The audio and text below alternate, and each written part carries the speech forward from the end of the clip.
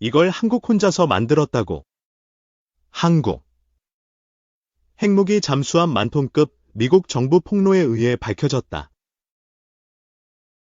최근 중국과 일본이 잇따라 작전 반경을 확장할 수 있는 정규 항모, 경항모 확보에 사활을 걸고 나섰습니다.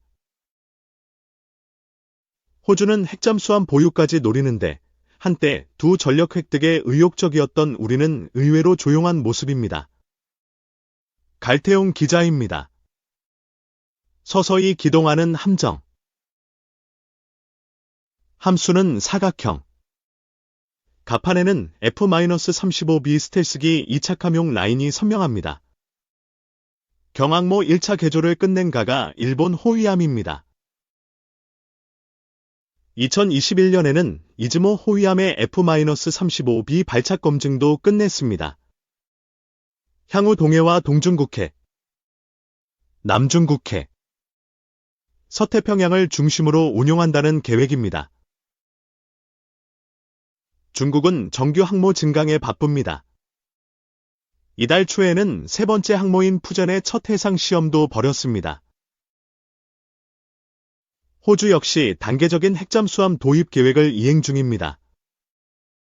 두 전력에 강한 애착을 보였던 우리는 정작 어떠한 움직임도 없습니다. 경항모 예산은 0원. 4000T급 잠수함 건조, 구상도 어느 순간 사라졌습니다. 모든 군사력의 초점이 대북 대응에 맞춰졌기 때문입니다. 핵잠수함은 동맹인 미국에서도 부정적입니다. 호주. 일본처럼 중국 압박에 적극 나서야 협조가 가능하다는 인식이 강합니다. 핵잠수함을 허용하면 향후 핵무장론으로 번질 가능성도 배제하지 않습니다.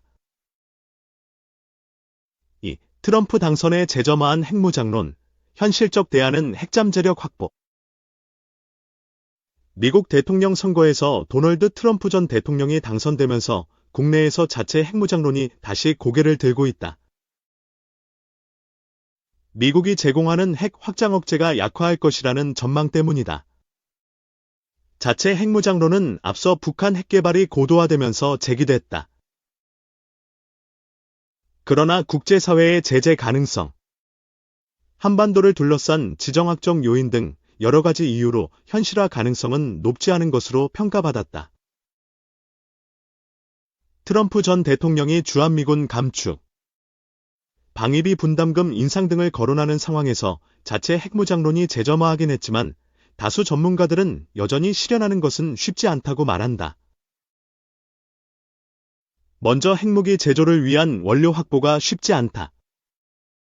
핵무기 원료인 플루토늄이나 고농축 우라늄은 한미 원자력 협정과 국제원자력기구, IAEA에 의해 엄격한 통제를 받는다. 핵무기 원료 확보는 미국의 승인이 필요하지만 승인을 받는다 해도 이 역시 핵확산금지 조약, NPT, 체제를 위반하는 것이 된다. 우리를 포함해 190여 개국이 가입하고 있는 NPT 체제는 미국, 소련, 영국, 프랑스, 중국 등 5개국으로 핵무기 보유를 제한한다. 이외에 핵무기를 보유한 이스라엘, 인도, 파키스탄 등은 미국의 암묵적인 승인이 있었고 제재도 뒤따랐다. 북한은 2003년 북미 핵협상 실패 이후 NPT 체제를 탈퇴했고 현재까지 핵무기 개발에 따른 강력한 제재를 받고 있다. 우리나라 역시 핵무기 원료 확보에 대한 미국의 승인이 있다고 해도 NPT를 탈퇴해야 하고 이어지는 국제사회의 제재를 피할 수 없다.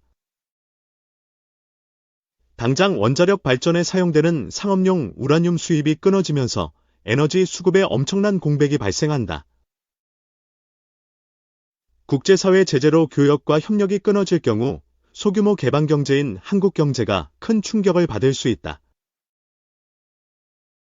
제재 위험을 각오하고 원료를 확보한다고 해도 실전 배치 가능한 핵무기를 개발하기 위해선 상당한 시간이 소요된다.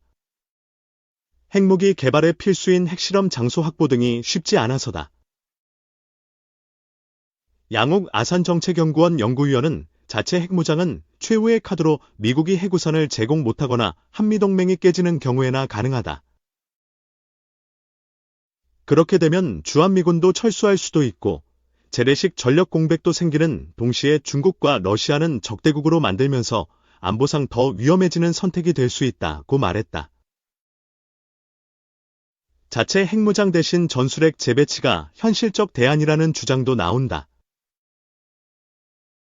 미국이 이미 보유한 전술핵을 들여온다는 점에서 NPT 체제를 위반할 소지가 없고 북핵 도발에 신속한 대응이 가능하다는 이유다.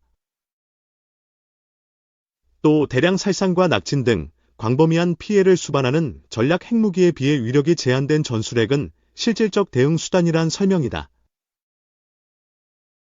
문제는 미국이 보유한 100여기 남짓한 전술 핵무기를 한반도만을 위한 용도로 내놓기 어렵다는 점이다. 미국은 1991년 한반도에서 전술핵을 철수하고 전략핵 위주의 핵무기 교류로 전환했다. 국제사회의 비난을 감수하면서 전술핵을 한반도에 재배치하는 것은 트럼프 전 대통령도 외교적으로나 군사적으로나 쉬운 결정이 아니다. 전술핵을 재배치해도 핵무기 사용 권한은 결국 미국에 있기 때문에 기존 핵우산이나 확장 억제와 크게 다르지 않다는 점에서 실효성 문제도 있다. 이미 괌 기지에 배치된 전략 핵잠수함에는 저인력 핵무기가 잠수함 발사 탄도미사일 SLBM 형태로 탑재돼 있어 한반도 전개 시 충분한 확장 억제력을 제공하고 있다는 평가다. 전략적 취약성도 문제가 된다. 미국의 전술핵은 전투기에서 투하하는 중력 폭탄으로 이를 위한 전투기 개조 작업과 함께 지하 핵탄두 보관시설과 공군기지도 필요하다. 그런데 활주로가 딸린 지하 핵기지는 쉽게 노출돼 적의 선제 타격 대상이 될 수밖에 없다. 김동규 시 사문예지 파도 편집장은 전술 핵무기도 엄연한 핵무기다. 한 나라에 핵무기를 준다는 것은 엄청난 일이기 때문에 미국은 한반도의 전술핵 재배치를 절대 허용하지 않을 것이다. 만약 북한에 대해 전술 핵무기를 사용할 경우 북한은 전략 핵무기를 사용할 수 있기 때문에 안보적으로 오히려 더 위험할 수 있다고 말했다. 따라서 현실적 대안으로 새로운 트럼프 정부가 주한미군 감축, 김정은 정권과 관계 정상화 등을 시도할 경우 우리도 핵잠재력 확보를 추진해야 한다는 의견이 나온다. 핵잠재력이란 핵무기 확보는 아니지만 언제든지 그 단계로 나아갈 수 있는 우라늄 농축 또는 핵연료 재처리 기술을 확보하는 것이다. 핵무기 사용을 위한 우라늄 농축이나 재처리는 NPT 체제에서 금지돼 있지만 일본의 경우 평화적인 연구 목적을 전제로 핵연료 재처리와 20% 미만 우라늄 농축을 허용받았다. 현재 일본은 6,000개가량 핵탄두 제조가 가능한 플루토늄을 보유하고 있다. 우리도 핵잠재력을 확보하려면 2035년으로 예정된 한미 원자력 협정을 조기에 개최하고 우라늄 농축과 핵연료 재처리가 가능하도록 개정해야 한다. 그리고 일본과 같이 핵무기를 보유하지 않겠다는 비핵화 정책을 추진함으로써 국제사회의 신뢰를 확보해야 한다. 반길주 고려대학교 일민국제관계연구원 국제기구센터장은 트럼프 신정부에서도 한미일 안보 플랫폼이 유지될 가능성이 높다. 우리는 3자 플랫폼의 추동력을 확보하는 차원에서 한미 원자력 협정을 미일 원자력 협정과 동일한 수준으로 개정하도록 요구할 수 있다.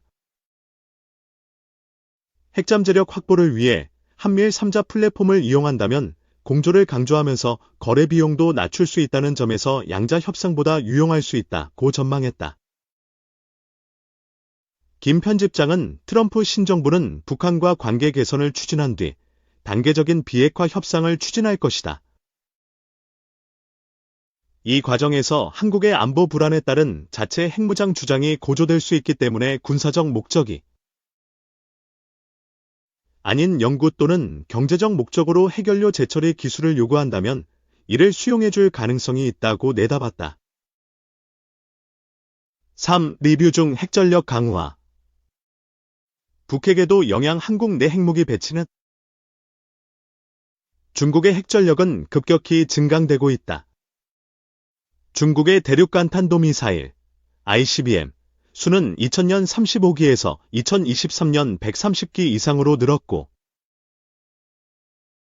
괌, 인도, 일본, 러시아, 한국을 대상으로 핵 억제력을 강화하기 위해 준중거리 탄도미사일 ICBM의 성능을 개량해 배치하고 있다. 양욱 아산정책연구원 연구위원 이만석 육군사관학교 조교수는 아산정책연구원에서 발행한 중국의 핵전력 강화와 한국 안보에 영향 2024년 10월 30일에서 중국의 핵전력 증강은 북한의 핵전력 강화에서 중요한 원동력 가운데 하나로 작용할 것이라고 봤다. 보고서는 미중 패권 경쟁의 맥락에서 강화되는 중국의 핵전력은 미국과 그 동맹 및 협력국을 위협할 뿐만 아니라 북한의 핵전력 증강과 공명하면서 한국에 대한 직접적 위협으로 작용한다고 판단했다. 보고서는 북한으로서는 최대 후원국인 중국이 위협으로 인식하지 않을 정도로 핵탄두를 보유해야 한다고 했다. 즉, 현재 중국이 핵탄두를 늘리고 있는 상황에서 북한도 핵탄두 증산이 가능하다는 것이다. 아산정책연구원과 랜드연구소의 2021년 공동연구 결과에 기반하여 북한의 중장기 핵 보유량을 예측하면 북한은 2047년까지 최대 500발의 핵탄두를 생산할 수 있다고 보고서는 밝혔다. 보고서는 또 중국 핵전략의 공세적 변화도 북한에게 영향을 미칠 것이라며 중국이 최대 억제를 추구하면서 핵 보유량을 1000발 이상으로 올리는 상황이 되면 북한도 핵탄두를 늘리는 것뿐만 아니라 중국 핵전략의 공세성까지 그대로 모방하게 된다고 했다. 즉, 북한도 더욱 공세적인 핵 표적 전략을 채택할 수 있다며 전술핵 채택으로 한국에 대한 대군사 표적 전략을 채택하듯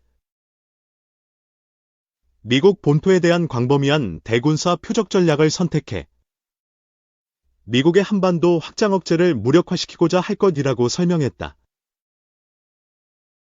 최악의 상황은 모방을 넘어 북한과 중국이 핵 협력 구도를 형성하는 것이라며 핵무기 기술 이전이 현실적으로 제한된다고 하더라도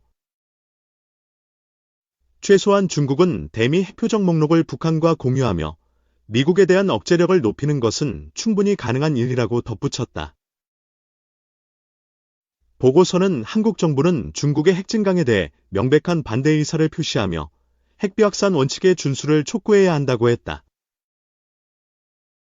특히 경내 핵무기 밀도를 낮추기 위해 중국에게 북한의 핵 증강을 막기 위한 영향력 행사를 요구해야 한다고 강조했다. 한편 한국에 대해 확장 억제를 제공하는 미국은 여전히 융통성 있는 핵전력을 투사하지 못한다고 지적했다. 보고서는 한미 양국은 한반도 내 가장 단기간에 가장 신속하게 핵전력을 투입하는 한편 핵재래 전력을 한 몸으로 통합할 수 있는 방안을 찾아야 한다는 의견을 내놓았다.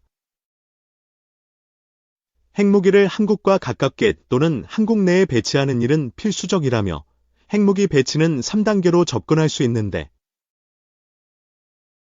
핵무기 발진 기지의 준비, 핵 투발 플랫폼의 전진 배치, 핵탄두 자체의 전진 배치로 볼 수 있다고 했다.